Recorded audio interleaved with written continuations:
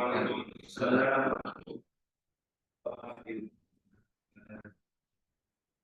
الحمد لله كثيرا طيبا مباركا فيه كما يحب ربنا ويرضى.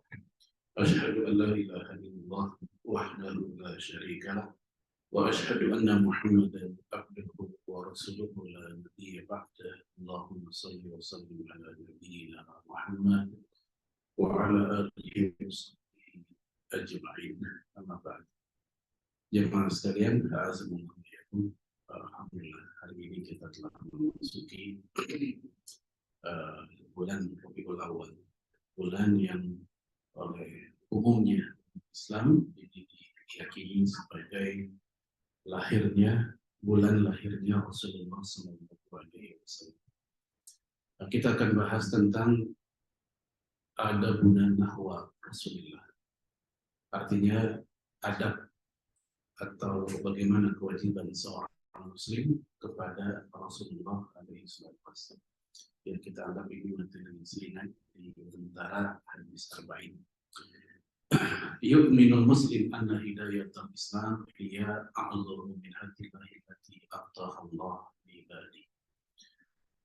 Seorang Muslim meyakini bahwa dari semua nikmat yang Allah kasih kepada kita, nikmat paling besar adalah nikmat keislamannya, bukan nikmat yang lain. Yang lain juga nikmat, tapi dia bukan a'zamun nikmat. Istri yang solehah jelas itu, ya. Istri yang mentaati suaminya, yang kalau dilihat dia mengenakan pandangan mata kita, tidak pernah membantah, misalnya tidak pernah meninggikan suara dia, suara suami. Ya, gambaran kayak begitu yang kita lihat. Itu gambaran kisah-kisah di majalah UI zaman dulu itu.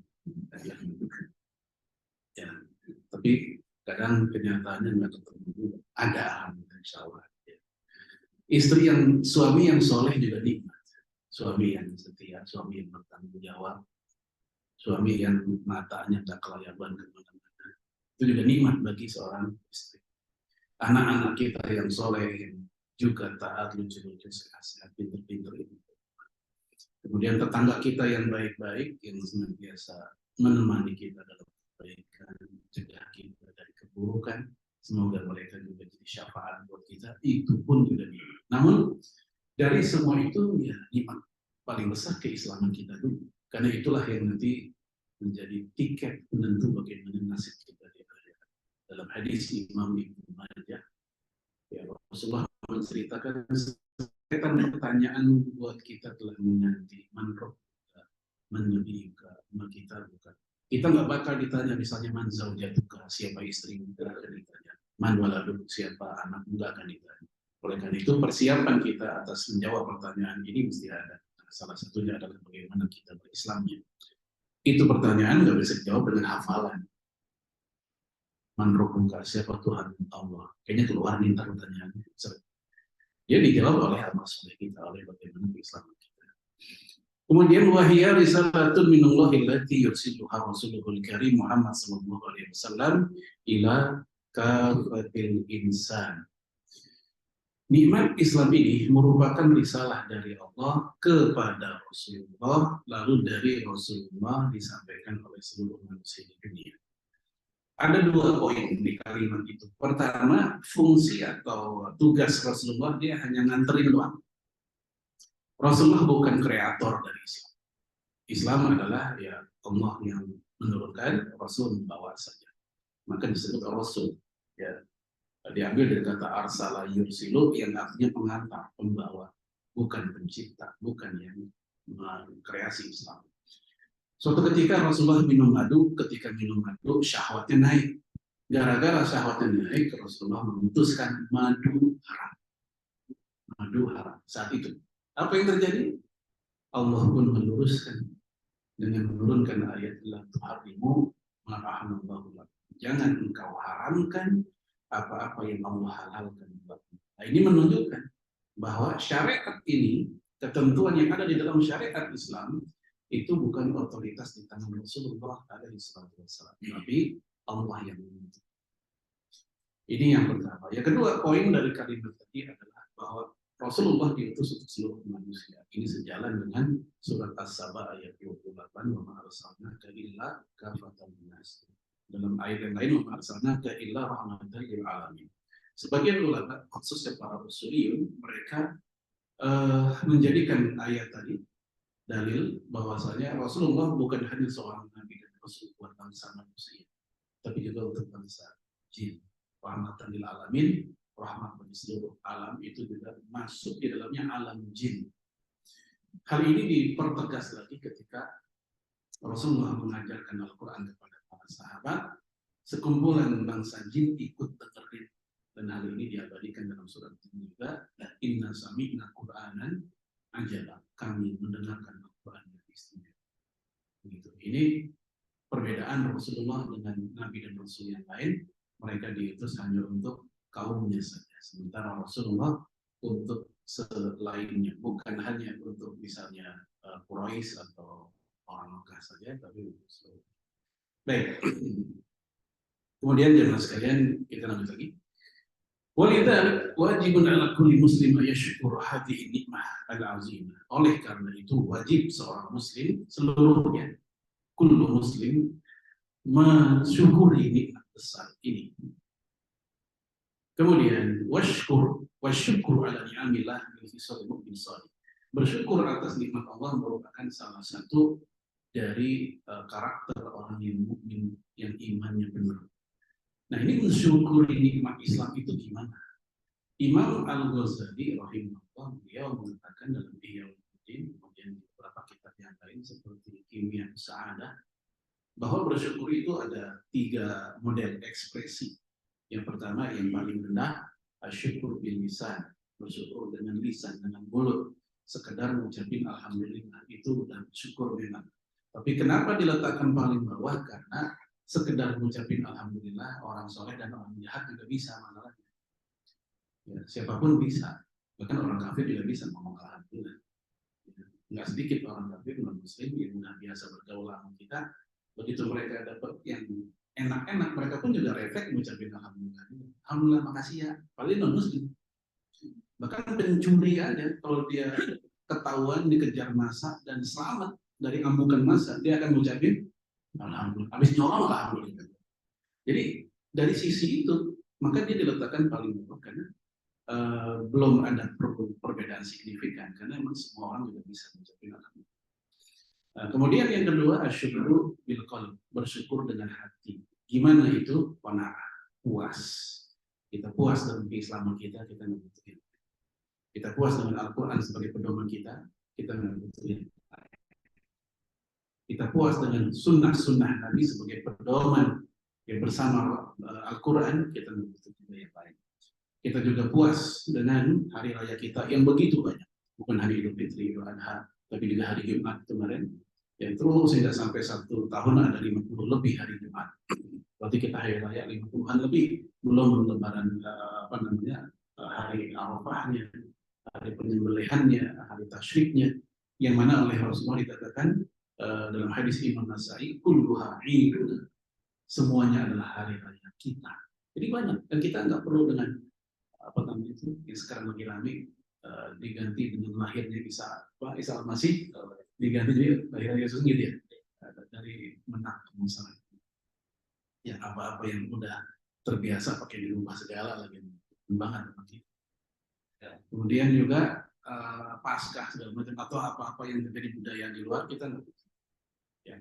Nah, untuk konteksnya harta konangan, yaitu puas dengan apa yang Allah sudah kasih, apa yang sudah kita terima, sedikit alhamdulillah bisa kita cukup-cukupin, banyak ya alhamdulillah bisa kita tabung-tabungin.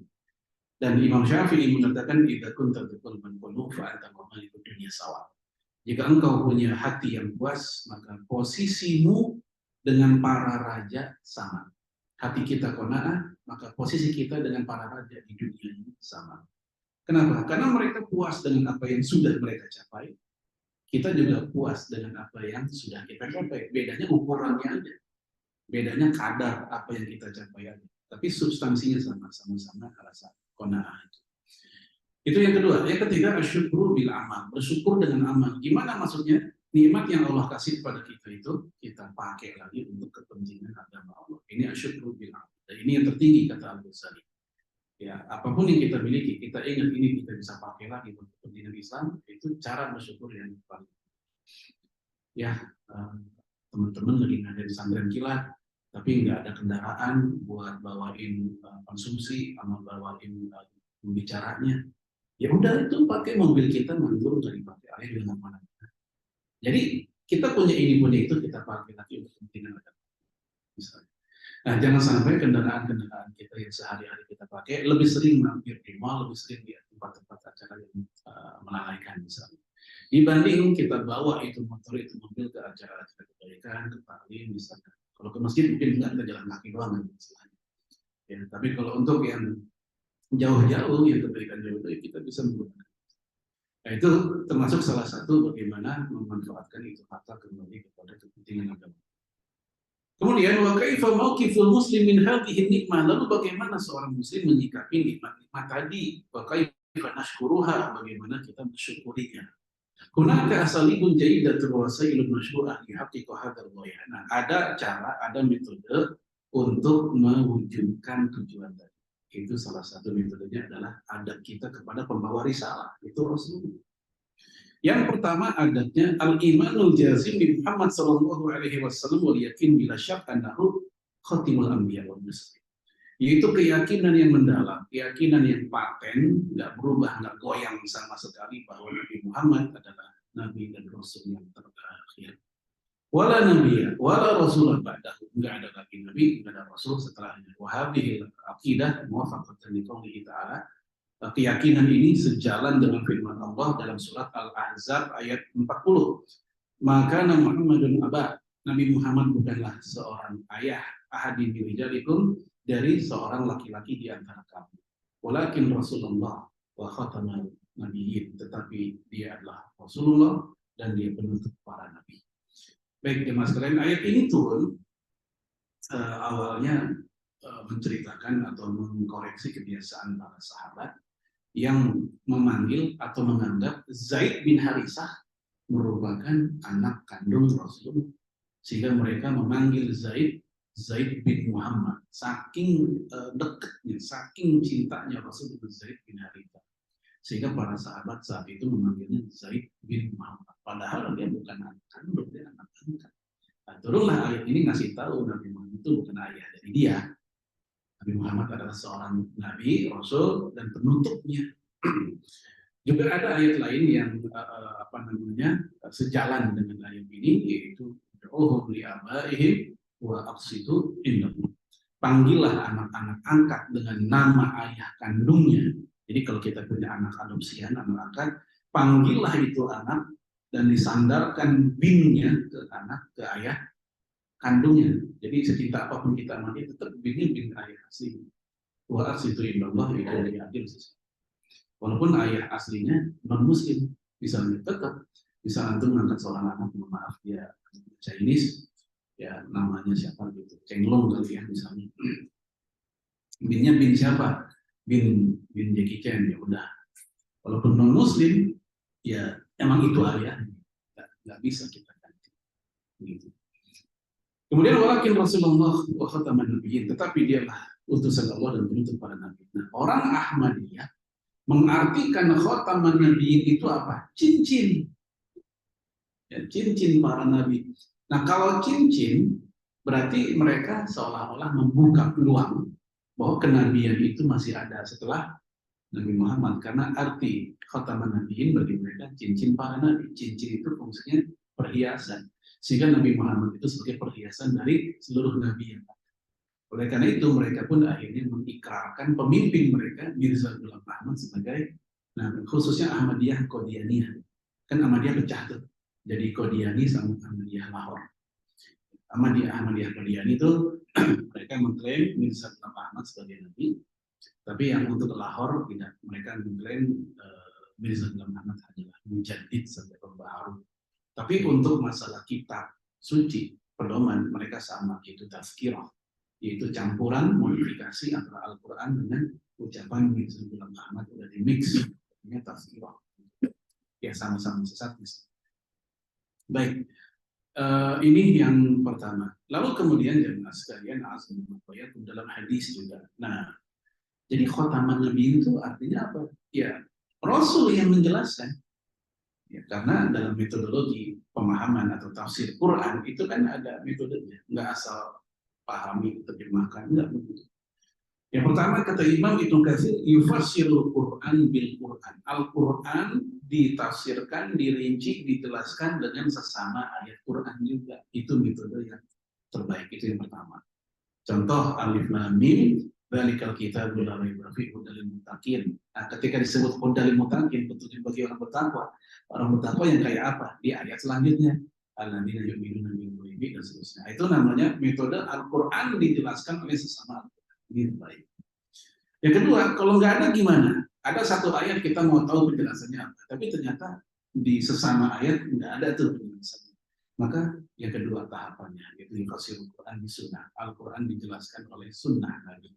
Karena Rasulullah yang paling tahu itu ayat apa, mungkin siapa, kapan, dan peristiwanya gimana. Rasul yang tahu, sehingga Rasul yang punya kapasitas untuk menerangkan itu ayat tentang apa. Contoh seperti Maghdubi alaihim waladdallin. Maghdub dan dallin, dimurkai dan tersesat. Siapa itu? Hadis Sahih Muslim dan Musnad Ahmad, Nabi menjelaskan maghdub ay al-Yahud. Maghdub adalah Yahudi, dallin adalah Nasrani. Ini contohnya. Nah, termasuk ayat tadi khataman Nabi Rasulullah alaihi wasallam yang menjelaskan di banyak momen, di banyak peristiwa. Ketika haji wada, haji perpisahan itu, Rasul panjang, khutbahnya panjang. Nah, salah satu kalimat yang diucapkan kepada umat saat itu adalah bahwasanya la nabiyya ba'di wala rasul ba'di wala ummati ba'dikum. Tidak ada lagi nabi dan rasul setelahku, dan tidak ada lagi umat setelah kalian. Jadi kita ini umat terakhir. Jadi manusia yang hidup seangkatan dengan Rasulullah dan setelahnya adalah umat yang terakhir, itu umat Muhammad. Yang baik dia udah muwahhid, bertauhid, atau yang masih musyrik, semuanya hakikat umat. Oleh karena itu para ulama membagi menjadi dua. Ada umat ijabah kayak kita. Umat ijabah adalah umat yang sudah merespon menjadi muslim. Ijabah artinya merespon, menjawab. Yang kedua, umat dakwah, umat yang masih proses didakwahin, non muslim. Nah, ini semuanya adalah umat Rasulullah alaihi wasallam. Kemudian jemaah sekalian, wa hadhil adillah as-sahihah tadullu annahu sallallahu alaihi wasallam khatimun nabiyyin wal mursalin. Nah, semua dalil ini sebagai bukti yang sahih, yang jelas, yang tegas bahwa dia penutup para nabi. Waqad ajmal muslimun ala dzalik. Kaum muslimin bukan hanya para ulama, jadi kaum muslimin semua udah ijma atas hal itu. Wa man za'ama hunaka nabiyyun wa rasulun ba'dahu faqad kafara bi ittifaqil alimah. Maka siapa yang mengklaim adanya lagi seorang nabi dan rasul setelah Nabi Muhammad, maka dia telah teranulir keislamannya berdasarkan kesepakatan para imam. Jadi nggak ada khilafiyah. Orang yang kayak begitu telah keluar dari Islam. Orang yang mengklaim, oh ini dia nabi nih, oh dia rasul nih, apa buktinya? Oh, mujizatnya banyak yang aneh-aneh dari dia.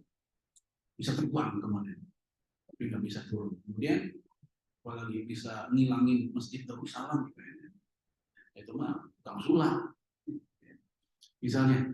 Nah yang kayak gini ya, apapun yang dia miliki dengan segala macam klaimnya, ya kita wajib tidak percaya. Nah kalau yang kayak gini aja bisa murtad si orang yang mengklaim itu, apalagi orang yang ngaku-ngaku jadi nabinya. Dan di Indonesia berkali-kali yang made in Depok ada Ahmad Muzahir. Ada juga yang belum lama tuh yang datang ke MUI, dia bawa surat minta diakuin sebagai seorang nabi. Ingat kan peristiwanya baru 2 bulan 3 bulan lalu itu, yang kemudian digebukin nama security-nya ya kan, tapi kayaknya sampai meninggal. Sehingga kita nggak bisa mengkoreksi atau mengorek-ngorek informasi lain kan. Baik, itu yang pertama, adab yang pertama tentang bagaimana sikap kita. Yang kedua yaitu as-salatu ala Nabi sallallahu alaihi wasallam, berselawat kepada Nabi. Nah, selawat kepada Nabi ini bukan kebiasaan atau pengajian orang kampung gitu. Lu ngapain sih selawatan dulu ke orang kampung gitu. Ini selawat itu kewajiban atau perintah dari Allah kepada seluruh muslim dan muslimah. Mau orang kampung, mau orang kota, ya mau siapapun, karena panggilannya pakai ya ayyuhalladzina amanu. Ya ayyuhalladzina amanu shallu alaihi wasallimu taslima. Kan begitu ayatnya. Bukan wahai orang-orang kota, wahai orang desa, bukan, tapi wahai orang beriman. Semua berselawatlah kepadanya dan bersalamlah padanya. Kemudian waqad amarna Allah aysalliya ala nabi alaihi salatu wasallam fi qoulihi ta'ala. Ayat tadi ayat. Allah telah memerintahkan kita untuk berselawat kepada Rasul. Kalaupun kita nggak tahu nih apa sih hikmahnya selawat buat kita apa gitu.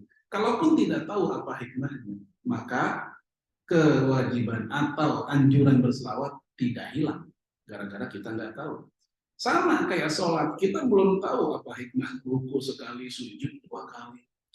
Maksudnya hikmah tentang kenapa kok nunjuk tangan kanan, kenapa nggak dua-duanya biar adil, kan keren tuh dua tuh misalnya. Kita nggak tahu apa hikmahnya, belum dapat. Seandainya kita nggak tahu, nggak lantas itu sholat menjadi teranulir kewajibannya. Bang, kenapa nggak sholat? Iya, belum tahu manfaatnya, belum tahu dulu, tetap wajib. Nah, ini salah satu jawaban kita kepada non muslim yang kadang mereka menuduh berarti Nabi Muhammad belum selamat. Itu diselawatin selawat dan salam, selawat dan salam, salam dan salam. Jawaban itu sederhana karena Allah memerintahkan kita untuk selawat kepadanya. Yang kedua, barulah Rasul sebut sederetan manfaatnya. Ada, bukan ada, banyak. Yang pertama dalam hadis Imam Ibnu Majah, At-Tirmidzi, sanadnya juga banyak. Kemudian para ulama hadis mengatakan ini hadis sanadnya kuat, satu sama lain saling menguatkan. Kata Rasulullah, awalan nasabi, ya manusia yang paling utama bersamaku yaumal qiyamah, pada hari kiamat nanti adalah aktsaruhum alayya salat, yang paling banyak selawat. Yang paling banyak selawat. Jadi kita sebenarnya sedang berkompetisi siapa di antara kita adu banyak selawat. Saat jalan pulang dari sini, di saat berangkatnya, atau mungkin di saat di motor, lagi bebenah, lagi ngapain. Itu upaya kita untuk berbanyak-banyak selawat, karena semua yang paling banyak selawat kepadaku, maka dia yang paling dekat mukanya dengan pada hari kiamat. Ada beberapa fasilitas kita dapat keutamaan berdampingan bersama Rasul. Yang pertama, kafilul yatim, menyantuni anak yatim. Rasul mengatakan, ana wa kafilul yatim kahataini fil jannah. Hadis Bukhari. Aku bersama orang yang menyantuni anak yatim bagaikan 2 jari ini. Kafilul yatim itu nggak kudu jadi anak angkat si anak yatim. Nggak kudu kita buka panti asuhan buat yatim. Yang penting kita misal sebulan sekali misalnya ada agenda buat nyantunin dia, entah buat uang jajannya, entah buat makannya, entah buat biaya sekolahnya, itu udah masuk include makna kafilul yatim, orang yang menjadi ya majikannya atau apa namanya menghidupi anak. Yang kedua yaitu pemimpin yang adil. Pemimpin yang adil dalam hadis Bukhari juga majelisnya, majelis itu di tempat duduk kayak kita di majelis tempat duduk. Majelisnya itu yang paling dekat bersama Rasulullah adalah pemimpin yang adil. Pemimpin yang adil paling dekat duduknya bersama Rasul. Ini hadis Bukhari. Tapi jangan lupa pemimpin yang zalim juga paling parah nanti. Ya, jadi pemimpin yang adil yang posisinya luar biasa, bahkan dia dapat keluar biasaan lain. Doa pemimpin yang adil itu nggak akan ditolak. Ya, dalam hadis Imam Tirmidzi banyak gitu. Tapi pemimpin yang jahat, yang otoriter pun juga baik. Ya, karena Rasul mengatakan, inna fi jahannam wadin lahu bi'run yuqalu lahu habhab. Di neraka jahanam ada sebuah lembah, itu lembah punya sumur, nama sumurnya habhab. Buat siapa habhab ini, sumur di neraka jahanam ini? Kata Rasulullah, haqqan 'ala Allah ta'ala iskinahul kulli jabbar. Allah akan cemplungin ke dalam sumur habhab itu, yaitu jabat. Jabat itu maksudnya orang yang otoriter, diktator, yang keinginannya, yang perintahnya orang nggak ada yang berani melawan. Jangankan melawan, nanya aja nggak berani. Kenapa Pak ada program itu? Diam loh, diam semua orang. Ini Rasul katakan yang kayak gini akan dimasukkan ke dalam habhab otoriter. Bahkan dalam hadis yang lain, ya, pemimpin yang zalim, pemimpin otoriter itu mereka yadkhulun nar kama yataqahamun al-qiradah. Mereka akan masuk ke neraka secara berdesak-desakan, berkerumunan, seperti kerak masuk ke kandangnya berdesak-desakan. Ini semua hadis sahih riwayat Imam Ahmad, dan kata Al-Haythami semua sanad thiqat terpercaya. Itu bahayanya pemimpin yang zalim, tapi juga betapa indahnya pemimpin yang adil, seimbang gitu. Jadi antara riwayat dan punishment-nya setara. Nah, yang ketiga, ini orang yang banyak selawat, dialah yang nanti yang kedudukannya sangat dekat dengan Rasulullah. Apakah itu aja? Tidak. Dalam hadis Sahih Muslim, Rasulullah mengatakan, "Man shalla alayya salatan wahidah, sallallahu alaihi asyran." Siapa yang selawat kepadaku sekali saja, maka Allah akan berselawat kepada dia 10 kali. Ini pernah saya jelaskan di sini. Arti Allah berselawat adalah Allah turunin yang namanya rahmat dan ampunan buat kita. Sekali doang selawat kita. Contoh barusan di tasyahud. Waktu kita tasyahud kan baca selawat tuh. Nah, ketika kita baca selawat, Allah turunin kali 10 ampunan buat kita. Itu kalau sekali. Apalagi kalau kita baca lagi kayak sekarang nih, misal Saban disebut nama Nabi, kita berselawat. Nggak harus kita jaharkan, walaupun kita baca secara sir, itu juga termasuk yang mendapatkan 10 selawat atau ampunan dari Allah Subhanahu. Dan para ulama mengatakan berselawat kepada Nabi yang wajib itu cuma sekali seumur hidup, nggak sampai wajib setiap saat atau setiap disebut nama Nabi. Di luar itu adalah sunnah. Wa naqala ulama wal fuqaha al-ijma' anna salata 'ala nabi wajibun marratan wahidah fil umr. Jadi ini ijma', para ulama telah ijma' bahwa salawat yang wajib sepanjang hayat kita cuma sekali. Itu yang wajib. Wa amma ma ada dzalik fa hiya sunnah. Adapun di luar itu adalah sunnah. Ya, seperti yang tadi saya bilang tuh, lagi bebenah kita selawat. Lagi main sama anak selawat misalnya. Dan seterusnya yang kayak begitu sunnah. Lalu Imam Al-Qurtubi berkata, waqala Qurtubi fi tafsirihi la khilafa fi anna salata alaihi fardun fil umri marrah. Tidak ada khilafiyah bahwa berselawat kepada Nabi yang wajib itu seumur hidup hanya sekali. Namun saya tambahkan, dalam mazhab Syafi'i berselawat ketika tasyahud akhir itu juga wajib. Ini perbedaan dalam mazhab Syafi'i dan mazhab yang lainnya. Di mazhab yang lainnya, selawat di tasyahud akhir itu sunnah. Hanafi, Maliki, Hanbali mengatakan sunnah. Alias kalau kita nggak baca nggak ada masalah. Misal antum baca ketika tasyahud hanya sampai kalimat syahadat doang nih, mau di tasyahud awal atau akhir, dalam mazhab yang lain udah kelar. Malah kalau kita pakai mazhab Hanafi, ya salam dalam sholat itu bukan rukun. Mazhab Hanafi itu rukun sholat cuma 11, nggak sampai salam. Jadi kalau kita sholat sampai innaka hamidun majid, selesai itu dalam mazhab Hanafi. Ini informasi khazanah aja ya, jangan dipakai di sini, bisa heboh sama. Apalagi antum jadi imam lagi.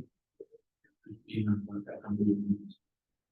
langsung nengok belakang, astagfirullah. Kaget jamaah, lah kapan salam ini? Dari istighfaran aja. Gitu. Ternyata dia pakai mazhab Hanafi. Ya. Tapi kalau yang lain mengatakan jelas sampai salam, karena Rasul mengatakan bahwasanya ya wa tahrimuha at-taslim. Ya, wa tahliluha at-taslim. Yang bikin halal adalah mengucapkan salam. Halal maksudnya halal aktivitas di luar sholat yang tadinya nggak boleh menjadi boleh.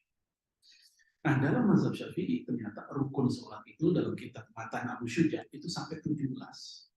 Banyak. Termasuk salah satunya salawat di tasyahud akhir. Bagi mereka itu wajib, bahkan rukun. Baik, kama qala Ibnu Qayyim fi Jalalul Afham. Itulah yang diuraikan oleh Ibnu Qayyim dalam kitab Jalalul Afham tentang mazhab Syafi'i dan itu. Kemudian jamaah sekalian, azzabillahu, kita lanjut lagi ke hunakal awqat allati tustahabbu shalah 'ala nabi kama jaa fi sunan. Ada momen, ada waktu di mana berselawat itu mendapatkan penekanan khusus. Kalau tadi kan umum tuh, kapan aja terserah. Ya, mau lagi jalan, lagi di mana terserah tuh mutlak. Ini ada waktu khusus, waktu spesial kita dianjurkan selawat. Ya, sebagaimana kama jaa fi sunan, sebagaimana petunjuk sunnah Nabi. Apa aja? Yang pertama, fi tasyahudil shalah, itu sudah kita bahas barusan, fi tasyahud. Yang kedua, ba'dal adzan. Ya, setelah adzan. Ya, hadisnya banyak, di hadis Tirmidzi ada, di hadis Muslim ada. Rasul mengajarkan bahwa setelah adzan kelar, hendaknya kita berselawat, setelah itu baru doa setelah. Selawat dulu, terus doa setelah adzan. Yang ketiga, inda dukhulil masjid wal khuruji minhu, ketika masuk ke masjid dan keluar dari masjid. Cuman di Indonesia, kebanyakan kita sejak kecil diajarin dengan mengaji atau guru agama di sekolah, itu masuk masjid sekedar Allahumma aftahli abwaaba rahmatin. Begitu keluar, Allahumma inni as'aluka min fadlik. Kan gitu doang tuh. Ini sebenarnya ada potongan nih, ada korting di situ. Aslinya hadis dari Fatimah binti Rasulullah, putri Rasulullah, Imam Ahmad dalam kitab Musnadnya, bahwa Rasulullah mengajarkan sebelum masuk masjid itu hendaknya selawat dulu, baru Allah muftahli abwaaba rahmatin. Itu yang Nabi contoh. Ya. Keluar juga begitu, selawat dulu, baru ini asal. Seandainya hanya doanya saja tanpa selawat, sebenarnya nggak apa-apa emang, itu udah sunnah. Tetapi kalau kita ingin sempurna lagi, berselawat sebelum masuk dan berselawat sebelum keluar dari masjid. Kemudian indah doa, ketika doa. Hadis Abu Daud dari Fudhalah bin Ubaid. Dia menceritakan ada anak muda lagi doa, tapi si anak muda ini doanya langsung tendangan bebas, langsung ke inti permintaan, tidak mendahului dengan pujian dan selawat. Dipanggil oleh Rasulullah, diajarkan tata krama atau adab-adab berdoa. Rasul bilang tahmid itu apa? Pujian kepada Allah dengan ucapan alhamdulillah. Terserah dah, kita mau pakai alhamdulillah atau mau pakai hamdan naimin, hamdan syakirin, itu pujian. Dan pujian terbaik adalah surat Al-Fatihah. Itu pujian terbaik karena itu kalamullah. Sementara hamdan naimin, hamdan syakirin adalah kalamun nas, ucapan manusia.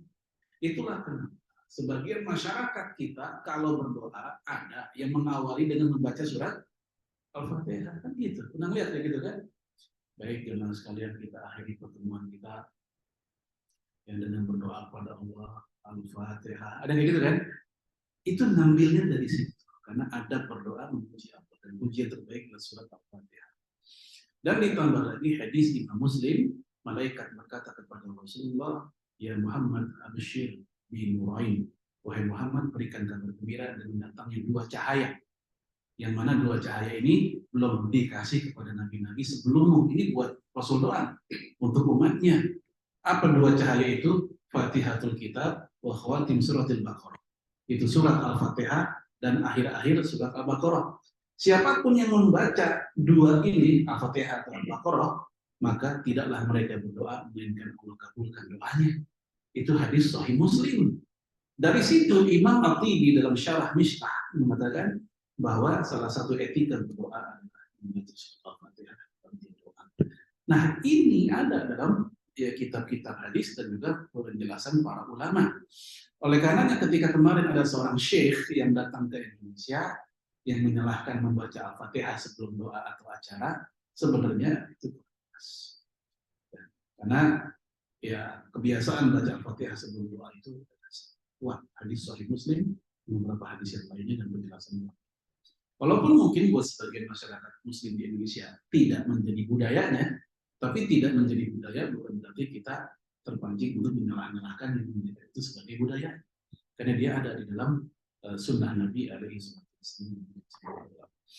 Baik, ini indah doa ketika berdoa, yaitu memuji dan juga selawat. Ini kan ini ya, mirip kayak orang minjem duit sebenarnya. Orang minjem duit kan tetap pantas ketemu langsung nembak minjem duit. Kudu ada basa-basi dulu.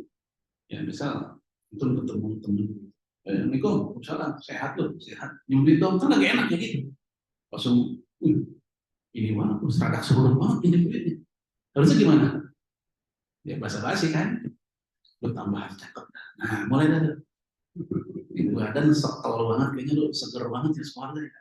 Ini makmur banget. Nah, abis dipuji-puji baru udah ngomong-ngomong. Nah, udah ngomong-ngomong udah bab 1 tuh udah masuk. Sama, buku juga gitu kan, cover dulu, kata pengantar dulu, pendahuluan dulu, dan terisi, bab 1. Doa juga gitu, ada puji-pujian, ada apa namanya, selawat. Baik, kemudian bukan hanya itu, tapi juga yaitu di saat kita indah, di saat ya al-ijtima fil majalis, di saat berkumpul di majelis kayak gini, diawali tadi dengan selawat. dibuka dengan selawat, diakhiri dengan selawat. Dan Syekh Al-Albani mengatakan menutup majelis di akhir majelis dengan selawat itu sunnah. Cuman sunnah ini udah banyak ketutup oleh sebagian kita karena kebiasaan sekedar kafaratul majelis. Betul ya? Padahal juga disunahkan selawat. Itu sunnah. Dan di masyarakat di kampung-kampung kita itu masih. Ya mereka kalau lagi acara warga misalnya ngumpul di bapak-bapak, ngobrol selesai. Kalau belum ada yang selawat belum bubar itu. Pernah nggak? Begitu bangun baru Allah masuk gitu. Ini seakan-akan selawat pengusir orang daripada bangun. Jadi emang di ujung majelis disunahkan untuk selawat. Itu dibahas di beberapa kitab juga, Al-Munawi dalam Fathul Qadir, dan beberapa hadis disampaikan. Sebenarnya gini, ada sunah-sunah lain juga di hadis yang sudah banyak orang lupakan juga, bukan hanya selawat. Seperti membaca surat Al-Asr. Waktu kita kecil dulu pengajian sama guru-guru haji kita kan diajari baca surat Al-Asr. Ya kan, waktu kita baca tuh, udah baca rame baca wal asr sambil nyopot udah nyopot peci aja udah langsung dibuka pulang. Itu emang sunnah. Dan para sahabat Nabi mereka tidak akan berpisah dari majelisnya sebelum dibaca surat Al-Asr. Dan Syekh Al-Albani pun juga mengatakan ini sunnah kalau masalah. Tapi sekarang udah banyak orang tak pakai. Baik. Kemudian inda yaumil Jum'ah, di saat hari Jumat. Itu juga kalau ini mah kita udah ngerti hari Jumat untuk banyak-banyak selawat. Bahkan di hari Jumat ada beberapa sunnah lain sebenarnya. Ya, yang pertama yaitu menikahkan, ngambil hari Jumat untuk akad nikah. Ini 4 mazhab sepakat hukumnya sunnah. Dalam rangka tabarruk bi barokati yaumil Jum'ah. Karena Rasul mengatakan tidak ada hari ketika matahari terbit yang lebih baik dibanding hari Jumat. Dan hari Jumat dalam hadis Imam Nasai dikatakan a'zam indallah min fitri wal adha. Dia jauh lebih mulia, lebih besar dibanding Idul Fitri, Idul Adha. Jadi kalau kita mau nikahin anak-anak kita atau mungkin mau nikah lagi, kalau berani, ya, ngambil hari Jumat. Cuman di Indonesia kebanyakan harinya Sabtu atau Ahad. Kenapa? Dan ya gimana ya Jumat masih pada masuk, yang masih kerja. Baik ya mas sekalian. Kemudian apalagi selain itu sedekah Jumat. Kan banyak tuh sekarang masjid pada Jumat barokah kan gitu ya. Sedekah Jumat itu sayang ya saya mendapatkan video ceramah kirim ke saya. Saat ini bener nggak? Ada ustadz yang mengatakan nggak ada tuh sedekah Jumat. Ya harusnya jangan begitu. Kenapa? Sedekah Jumat udah ada sejak masa sahabat. Dalam kitab Al-Musannaf Imam Abdul Razak, ya, dari jalur Ibnu Abbas dan Ka'ab bin Malik, bahwasanya mereka mengatakan ya sedekah yang paling afdal di hari Jumat. Dan sanad yang sahih dari sahabat. Tidak ada yang dari Rasul, tapi ada dari para sahabat. Alias ini kebiasaan ya orang-orang soleh di masa sahabat. Dan kita tahu sahabat Nabi bagian dari murid Rasulullah. Ya, murid Rasulullah nggak mungkin, mereka nggak mungkin ini melakukan itu hasil karangan sendiri. Pastilah mereka ngambil hikmahnya dari Rasulullah. Kemudian para ulama setelahnya juga Ibnu Qayyim bercerita bahwa gurunya Ibnu Taimiyah saban ke masjid mau sholat Jumat, dia nggak langsung ke masjid, ngapain? Ngider dulu, nyari orang susah. Masih sedekah, gitu. Itu kebiasaan orang-orang soleh, kaum salaf itu. Baik, itu contohnya. Kemudian, ba'da takbiratis tsaniyah fi shalatil janazah. Berselawat di takbir kedua di salat jenazah. Ya, takbir pertama baca Fatihah. Takbir kedua selawat. Takbir ketiga doa Allahumma fir lahu warhamhu. Takbir keempat doa lagi Allahumma la tahrimna ajrahu wa la tufsidhu ba'dahu. Ini mazhab jumhur. Karena mazhabnya Hambali di takbir keempat enggak ada doa. Takbir keempat langsung salam. Contoh di Saudi di Masjid Nabawi atau Masjidil Haram, kalau antum ikut sholat jenazah di sana, lihat habis takbir keempat langsung salam, cepet banget. Ya, banyak orang yang mungkin bingung, perasaan gue baru baca Allah matahari ini udah salam aja. Apakah mereka nggak baca? Iya, mereka nggak baca. Karena mereka kita tahu di Saudi itu maksudnya Hambali secara resmi. Dan fikih mazhab Hambali di takbir keempat sholat jenazah tidak ada. Langsung salam. Gitu. Baik, ini penjelasan saya tambahkan supaya nanti kalau kita umrah atau haji ya kita agak kaget. Oh ini cepat banget ya di takbir keempat. Dan begitu fikih. Kemudian yaitu inda dzikri ketika disebut nama Rasul. Al-bakhil mendzukir itu indah pada soli alaihi. Orang pelit adalah orang yang jika nama pun disebut di depan dia nggak bersalah. Ini pelit di sini bukan ke Rasul ya, tapi ke kita sendiri karena kita telah menyia-nyiakan kesempatan mendapatkan berduaan atau bersampingan dengan Rasulullah di hari kiamat, dan juga menyia-nyiakan mendapatkan 10 ampunan dari 10 selawat dari Allah. Jadi bukan pelit kepada Rasulullah SAW. Baik, itu baru 2. Ini ada 8 poin. Kita bahas mau sampai berapa? 3 aja ya. 3 aja ya. Yang ketiga, ihya'u sunnati, menghidupkan sunnahnya. Nah, menghidupkan sunnah Nabi alaihi salatu wassalam itu tidak terbatas dalam sunnah-sunnah yang sifatnya jibliyah. Apa jibliyah? Nampilan. Itu jibliyah. Ya, misalnya kumis dipendekin atau dicukur, terus jenggot, terus gamis. Iya, itu sunnah. Tapi itu masih koma, belum titik, belum selesai. Makan 3 jari, kalau ada yang jatuh kita pungut, karena kita nggak tahu kata Rasul mana yang berkah. Apakah yang di piring, apakah yang udah ketelen, apa jangan-jangan yang jatuh yang berkah. Kita pungut. Ini bukan karena belum 5 menit karena kita berkah. Ya. Kemudian kata Rasul dalam hadis Sahih Muslim, kalau makan pakai tangan sebelum dicuci, Nabi bilang dikulum dulu dan orang Barat ngikutin. Kalau kita ikuti semua sunnah ini ada pada ini insya Allah. Tapi jangan lupa banyak sunnah Nabi yang Nabi wariskan ke kita di berbagai aspek kehidupan. Maka dikatakan di sini al-yawm ya'ishul muslimun fi asl qurbati an sunnati nabawiyah. Hari ini kaum muslimin hidup di tengah-tengah keterasingan terhadap sunnah. Fi katsirin min jawanibi al-hayah, yaitu di banyak aspek kehidupan. Ya, karena tadi orang hidup di sunnah hanya di aspek-aspek yang itu doang, itu lagi malah. Tapi untuk bagaimana sunnah Nabi dalam hidup bertetangga, sunnah Nabi ketika bermasyarakat, sunnah Nabi ketika utang piutang, sunnah Nabi ketika bisnis, sunnah Nabi ketika ngurus negara, sunnah Nabi ketika mendidik anak, itu banyak gitu. Cuman kok jarang muncul, kalaupun muncul ya mungkin sesekali. Tapi beda dengan sunnah-sunnah tadi, sering begitu. Wa fi nahiyatil ukhra, di sisi lain hum ya'ishuna bis sunnati ghairil muslim. Nah, ini dia. Di sisi lain kaum muslimin justru hidupnya lebih sering dengan sunnah-sunnah kebiasaan non muslim.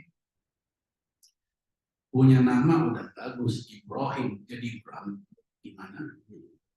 Ya, Boim, beneran Boim.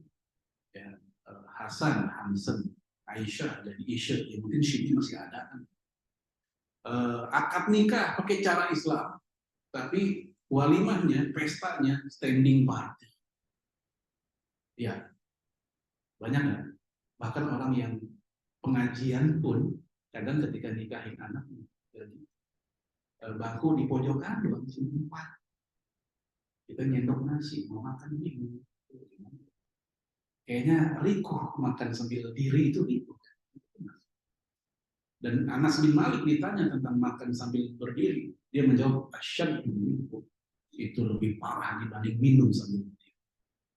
Ya, makan sambil berdiri lebih parah. Tapi ini bukan dari Nabi ya, ini dari Anas. Imam Ibnu Hazm mengatakan hadis melarang makan sambil berdiri tidak ada. Yang ada adalah hadis larangan minum sambil berdiri. Kalau untuk makan tidak ada. Ya, lalu kenapa Anas mengatakan itu lebih berat dari itu, dari minum?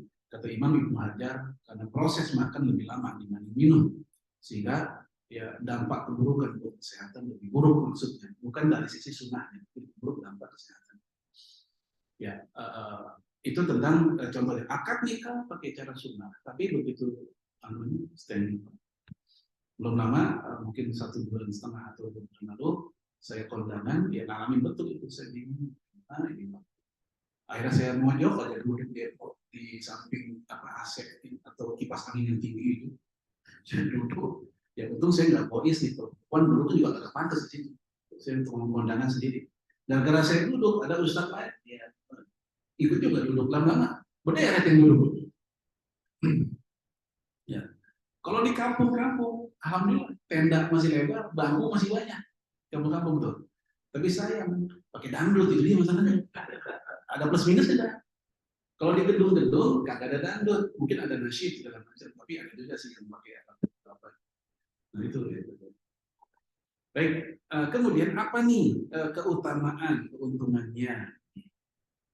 Wa amma fadlu ihya'i sunnah an-nabawiyah la siyama fi akhir zaman kama na'ishu fi. Adapun keutamaan menghidupkan sunnah di akhir zaman sebagaimana kita sekarang ini, hunaka fadlun kabirun aw ajrun karim liman yuhyiha. Ada keutamaan yang besar dan pahala yang luar biasa bagi orang yang menghidupkannya. Nah, di sini ada 3. Ya, pertama, Rasul menyebut orang yang menghidupkan sunnah Nabi dengan istilah guroba. Guroba jamak dari gorib. Gorib aneh, asing. Guroba orang-orang aneh, orang asing. Hadisnya Sahih Muslim. Bada al-Islamu goriban, wa sayaudu goriban kama bada fatu dari guroba. Islam pertama kali muncul dianggap asing, nanti akan datang lagi zaman Islam dianggap asing lagi. Fatu dari guroba, beruntunglah orang asing. Tuba, tok, wau, ba, kemudian huruf ya tanpa titik. Tuba itu artinya adalah 2. Pertama beruntung, yang kedua tuba nama salah satu klaster di surga. Ini penjelasan dari Al-Munawi dalam Fathul Qadir. Jadi fatu badal ghuraba artinya surga lah orang yang dianggap asing. Lalu sahabat Nabi penasaran, man ghuraba ya Rasul? Orang ghuraba itu yang gimana? Ternyata Rasul menjawab, alladzina yuhyuna sunnah wa yu'allimuna an-nas.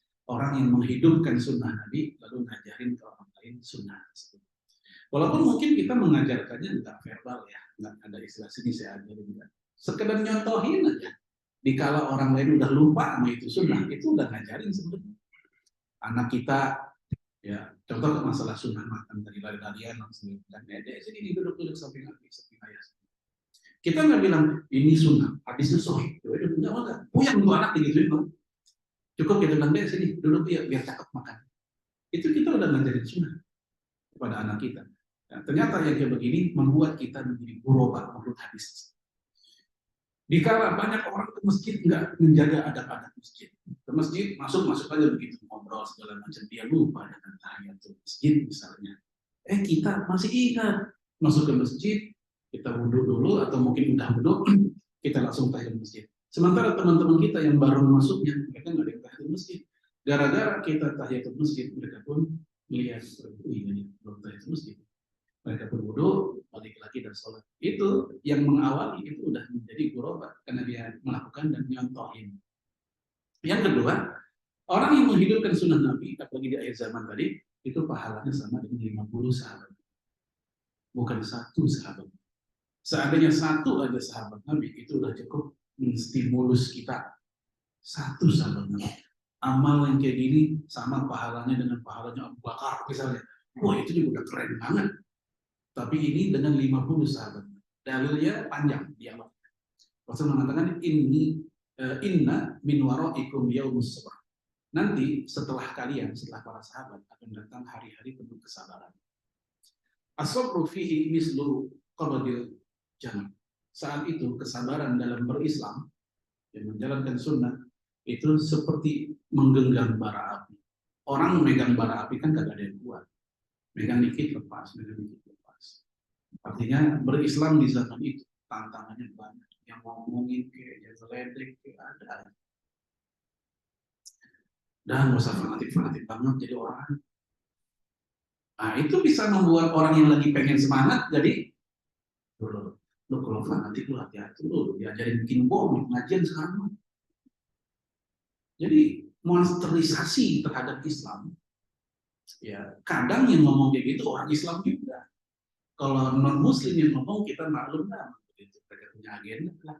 Ini orang Islam kok kebawa ya pikirannya gitu. Nah orang-orang Islam yang baru awal semangat jadi kebawa juga. Khawatir kayak gitu, jadi mereka nggak jadi ngilang dari pengajian. Ternyata lagi semangat. Atau disebut radikal ini itu berat. Lalu kemudian juga kata Rasul, li'amilin fi, ya orang yang beramal saat itu ka'adri khamsina rajulan, pahalanya sama dengan 50 orang laki-laki.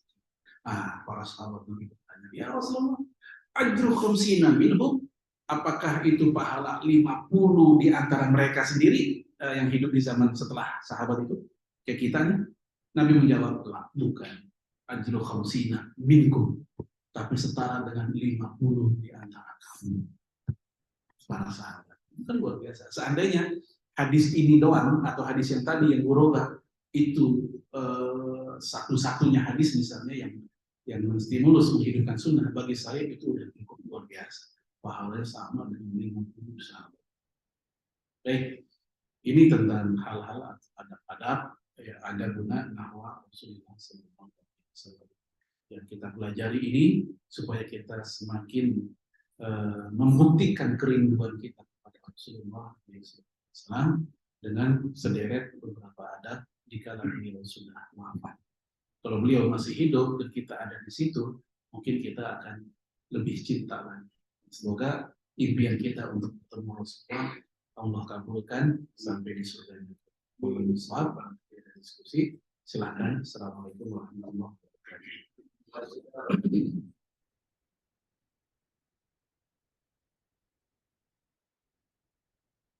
Ya.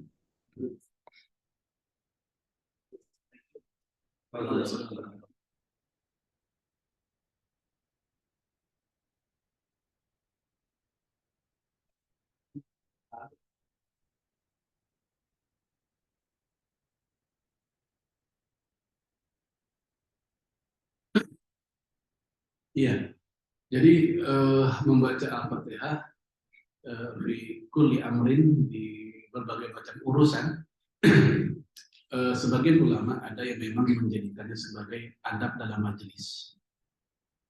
Iya, adab majelis, adab berdoa tadi. Ya mereka mengambil dalil dari yang tadi sudah kita bahas dalam hal masalah di awal dengan pujian kepada Allah. Dan pujian terbaik adalah dengan surat Al-Fatihah. Seandainya nih kita lagi buka acara, misalnya jemaah sekalian, misalnya ya, kita puja dan puji syukur, kita panjatkan kehadirat Allah, itu kan pakai bahasa Indonesia. Kalau bahasa Arab kan misalnya innalhamdulillah atau alhamdulillahirabbil alamin arrahmanirrahim maliki yaumiddin, itu lanjutan saja ya sampai walad dhalin misalnya. Itu bagian dari pujian. Dan yang memuji bukan hanya yang buka acara. Bagusnya orang yang memuji bukan satu orang, tapi semuanya juga memuji Allah. Supaya pahalanya pun diperoleh oleh semua. Itu diantara alasan atau istidlal, cara berdalil mereka yang menjadikan surat Al-Fatihah sebagai pembuka doa, pembuka acara. Dan yang seperti ini ada di dalam kitab-kitab mazhab Syafi'i, kemudian Hanafi, kemudian sebagian Hambali. Sebagian Hambali yang lain, mereka punya pandangan bahwa membaca awal Al-Fatihah itu tidaklah menjadi kemestian, tapi harusnya bervariasi surat apapun. Alasannya bahwa kaum salaf kalau mereka ngumpul, mereka akan meminta salah satu di antara mereka untuk baca Quran. Nggak harus Al-Fatihah, nggak mesti Al-Fatihah, tergantung munasabahnya. Itu kaitan tadi acara apa nih? Acara apa misalnya keluarga tentang ukhuwah, ya ayat-ayat tentang ukhuwah misalnya. Lagi acara apa kita ngumpul olahraga, lagi rapat, ayat-ayat tentang jihad misalnya kayak gitu. Itu dalam mazhab Alhamdulillah. Sehingga Imam Ibnu Taimiyah mengatakan silakan baca Al-Quran di awal acara, tapi tidak mesti Al-Fatihah begitu. Tapi ayat apapun, surat apapun yang ada. Ini juga difatwakan oleh Syekh Utsaimin, kemudian Syekh bin Baz, membaca Al-Quran di awal acara atau urusan itu silakan, itu kebiasaan kaum salaf. Tapi tidak ada ayat khusus untuk mereka, terserah ayat apapun yang terkait. Kalau di mazhab yang lain, kenapa Al-Fatihah? Tadi kaitannya dengan pujian. Dalam surat. Ya. Kita kan bisa tidak ada beberapa besar, kalau orang bisa ketemu Rasulullah tidak perlu. Kalau belum besar itu kayak durasi. Ya, kira-kira mimpi ketemu Rasul, diminta amalan nih kalau di kampung. Amalannya apa nih? Baik, mimpi ketemu Rasul itu salah satu ya minhatullah. Minha itu anugerah. Dia nggak bisa direncanakan, dia nggak bisa direkayasa, dia nggak bisa bikin taktik supaya ketemu. Dia emang Allah yang ngasih. Lewat apa? Lewat ya kesolehan kita. Gitu. Sama kayak karomah. Karomah itu kan nggak bisa direncanakan oleh orang yang dapat karomah. Bahkan yang dapat karomah kadang nggak tahu kalau itu karomah. Yang dia tahu adalah tadi dia habis ketabrak motor atau ketabrak mobil, yang kalau pakai logika mungkin dia sudah pingsan atau apa, tapi alhamdulillah sekedar gigi doang, otek patah udah. Buat dia ini karomah. Tapi kan karomah nggak bisa diulang. Coba lagi kayak gitu, kagak mau dia tabrak lagi. Ya, kalau diulang bukan karomah, tapi sihir atau sulap. Gitu. Sama orang yang ketemu mimpi ketemu Nabi pun nggak bisa lagi ngerencanain besok. Dia kaget gitu ketemu Nabi pas mimpi. Ya terjadi dialog segala macam. Besok apakah dia bisa merencanakan untuk mimpi lagi? Kayaknya mimpi ketemu Nabi bisa disetel frekuensinya kayak radio gitu. Ya jadi itu memang minat. Kiat-kiatnya gimana? Saya cenderung untuk ya iman, amal soleh, takwa dan seterusnya. Asal kita udah benar, insya Allah. Yang seperti itu kita juga akan mendapatkan. Dan cukup banyak orang ngalamin, mereka bukan orang istimewa sebenarnya. Dalam artian istimewa itu kesehariannya kayaknya wow banget gitu. Ternyata mereka orang biasa. Orang biasa yang punya pengalaman Allah kasih kesempatan bermimpi ketemu Rasulullah alaihi salatu wasallam. Dan satu hal kebiasaan para ulama itu seperti misalnya Imam Ibnu Katsir atau Imam Ibnu Hajar. Beliau memberikan arahan kalau kita mimpi ketemu Rasul itu jangan diumbar. Orang zaman sekarang banyak yang umbar. Kenapa? Karena khawatir peluang untuk ria itu besar. Buat semalam mimpi ketemu Nabi. Kaget yang lain. Ya lu nggak bilang-bilang ngajak gue, ya kagak bisa. Udah cuma amal soleh lu, jadi belagu jadi. Karena amal soleh lu, ini kan rezeki anak soleh, gitu dari ujungnya. Ya, itu kata para khawatir dia. Termasuk mohon maaf sekarang di dunia medsos banyak juga orang yang ngaku-ngaku ketemu Rasul bukan hanya mimpi. Yakzoh, apa yakzoh? Sadar, secara melek sadar. Ya dia ketemu Rasulullah. Kalau kayak begitu, nanti ini orang jadi sahabat Nabi. Kan definisi sahabat Nabi kan begitu. Ya kan definisi sahabat Nabi kata Imam Ibnu Hajar adalah orang yang pernah berjumpa dengan Rasulullah, ya, dan orang itu adalah Muslim dan wafat sebagai seorang Muslim. Jadi ketika ada orang mengaku tadi gue ketemu Rasul, mimpi enggak beneran. Malah ada yang ngaku-ngaku satu mobil dengan Rasul. Kan sempat ramai tuh. Ya, saya nggak sebut lah ustadznya, mungkin antum juga tahu beritanya kan. Ada seorang ustadz yang ngaku dia satu mobil dengan Rasulullah ngobrol. Itu ya penceritaan. Apakah betul? Kalau betul kan dia jadi sahabat Nabi statusnya. Karena ketemu Rasul, berada di Aqsa, sadar, pakai ngobrol segala lagi. Nah ini, oleh karena itu, yang kayak begini, kata para ulama tadi, nggak usah diceritakan. Karena khawatir memunculkan GR atau ujub sama diri sendiri, keseakan-akan dia Allah kasih apa namanya istimewaan untuk mendapatkan kesempatan. Simpen aja udah. Kecuali kita cerita ke orang terbatas untuk bertanya ada apa di balik itu, silakan. Sebagaimana Nabi Yusuf ketika bermimpi khusus dicerita ke orang tertentu saja. Tapi itu orang ayahnya mengatakan la taksus, jangan ceritain itu mimpi ke orang lain yang nggak bertanggung jawab, khawatir nanti salah tafsir. Jadi emang nyeritain mimpi juga ada kepada siapa dan dalam konteks tidak semua orang layak kita dengar mimpi. Kalau misal, ya.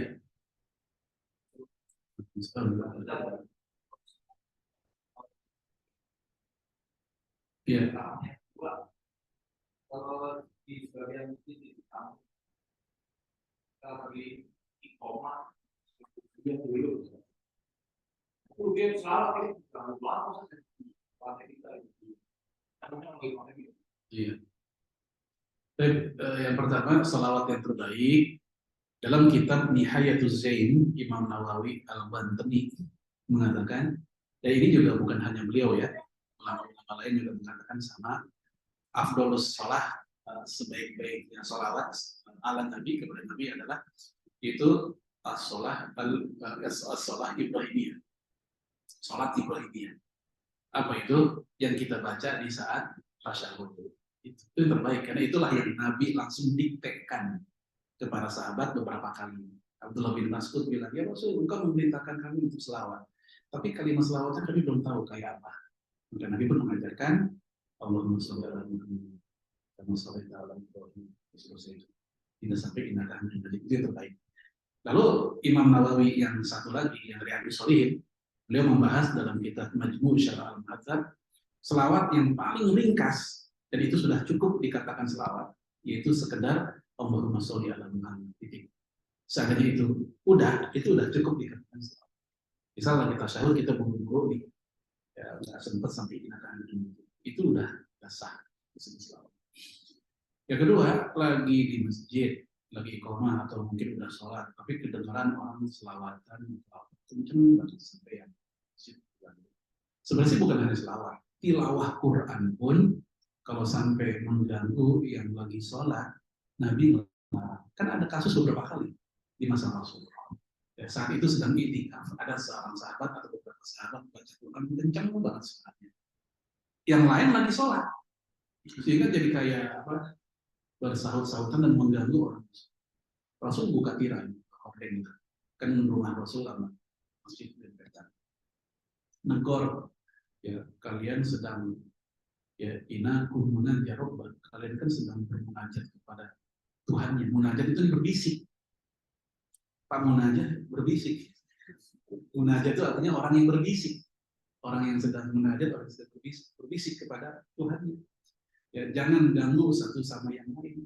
Dari situ para ulama mengatakan antara haram dan makruh mengeraskan suara di masjid di kala ada orang sholat karena bisa mengganggu. Siapa yang bilang haram? Salah satunya Said Sabiq. Siapa yang bilang makruh? Syekh Wahbah Zuhairi dalam kitab Al-Fiqh al-Islami wa Adilatuh. Dia bilang makruh karena yang kayak gitu taswish. Taswish itu bikin gaduh, bikin bising. Nah, tapi kalau enggak ada yang sholat kayak sekarang nih, di antara kita ada yang lagi tilawah, kita kencengin suaranya. Ada beberapa momen memang suara mesti kerasa. Pertama khutbah, jelas itu. Ketika ngajar di masjid, ngajar taksim, kencengin suara mau nggak mau. Terus yang kedua jelas azan, iqamah, ya, atau hal-hal yang memang mesti menguruskan suara di kala menjadi sholat. Tapi kalau lagi ada yang sholat, orang lain sedang ada kesibukan yang baik, sebaiknya kita melirikkan suara. Selawat. Walau besar. Ya.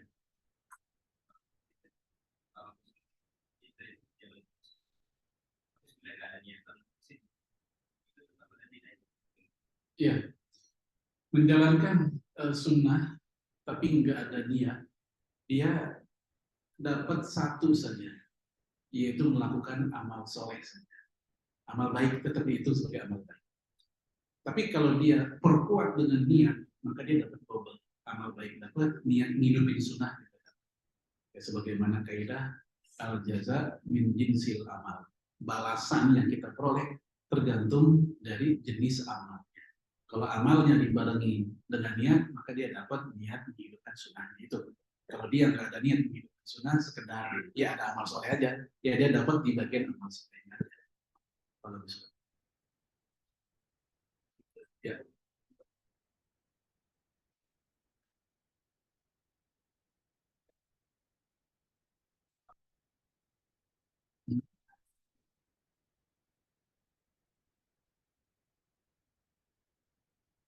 Ya, baik. Selawat buatan selain Rasulullah itu sebenarnya sudah ada di masa sahabat. Ibnu Abbas, kemudian Abdullah bin Mas'ud, mereka pernah berselawat kepada Rasul dengan kalimat yang mereka susun sendiri, struktur kalimatnya. Selama memang itu selawatnya. Ya, selama itu memang. Imam Syafi'i dalam kitab Ar-Risalahnya juga cukup panjang, dia menyusun kalimat selawat untuk Rasulullah yang beda dengan selawat Ibrahimiyah. Kemudian kita pun SAW Sallallahu Alaihi Wasallam itu bukan dari hadis deretan kalimat itu, di Quran juga nggak ada. Tapi maknanya selawat tetap. Sehingga dari situ kita paham. Selawat apapun sebenarnya, walaupun tidak berasal dari sunnah, selama substansinya adalah selawat, itu dibolehkan. Nah, itu sekedar boleh, bukan afdol. Kalau afdol tadi kita yang selawat Ibrahimiyah. Nah, kembali ke tadi, selawat yang tadi antum sebut, selawat Jibril, selawat apa, Naria. Lihat aja terjemahannya atau kontennya. Kalau isinya memang selawat, ya maka dia dihukumi benar selawat. Tapi kalau isinya ternyata ada hal-hal yang bertentangan dengan syariat, maka dia bertentangan dengan syariat. Nah, ini mesti diperhatiin satu persatu. Kita belum bisa menilai dulu tentang itu sebelum kita mengkaji per kata dan per kalimat. Ya. Kalau di Jakarta orang Betawi itu ada selawat Betawi, selawat asgil. Allahumma sholli ala sayyidina Muhammad wa asghiri zalimin zalimin wa akhrijna min baitihim salimin wa ala alihi wa sahbihi ajma'in. Ini disusun oleh Kiai Haji ya, Abdullah Syafi'i, bapak dari Kiai Haji Abdul Rasid Abdullah Syafi'i. Apa arti selawat itu? Bagus artinya. Ini disusun di zaman, ada yang bilang di zaman PKI disusunnya. Ya Allah, berikanlah selawat kepada Nabi Muhammad. Dan sibukkanlah orang zolim yang satu terhadap orang zolim yang lainnya. Jadi orang zolim sama orang zolim biar pada berantem dah. Ya. Wa akhrijna min bainihim salimin. Dan keluarkanlah kami dari ributnya mereka secara aman biar kita nggak kena. Wa ala alihi wasahbihi ajmain, dan berikanlah selawat kepada keluarganya, sahabatnya, semuanya. Itu bagus doanya. Ya. Walaupun saya kadang mikir sedih banget ya zaman itu. Sampai-sampai untuk menghancurkan orang zolim, kita nunggu orang zolim yang lainnya yang hancurin. Ya kan, itu menunjukkan saking lemahnya kita zaman itu. Untuk kehancuran orang zolim, kita menunggu adanya orang zolim yang lain yang hancurin. Gitu. Buzzer ribut sama buzzer sekarang. Ya, tapi ya, itu contoh kalimat. Ini nggak ada dari Rasul, tapi kalau kita lihat kalimatnya baik, bagus. Silahkan. Karena tadi para sahabat, para tabiin, Imam Syafi'i pun juga membuat kalimat ini. Dan jangan lupa, para ulama di Saudi sendiri, misal kayak Syekh bin Bas, itu di Lajnah Daimah Saudi Arabia, MUI-nya sana, lembaga fatwa di sana. Itu kalau habis fatwa, di kalimat penutup fatwanya selalu ada kalimat wassallallahu ala sayyidina Muhammadin wa ala alihi wasallam. Itu penutupnya. Kalimat dengan struktur kalimat kayak gini pun ini murni bikinan mereka. Tidak ada dalam hadis atau Quran dengan kalimat kayak gitu. Nah, ini menunjukkan lagi bahwa sekali lagi para ulama dulu dan sekarang itu sama. Sebenarnya itu selawat boleh-boleh aja dengan catatan isinya gimana itu aja. Kalau isinya ya merusak atau apa itu.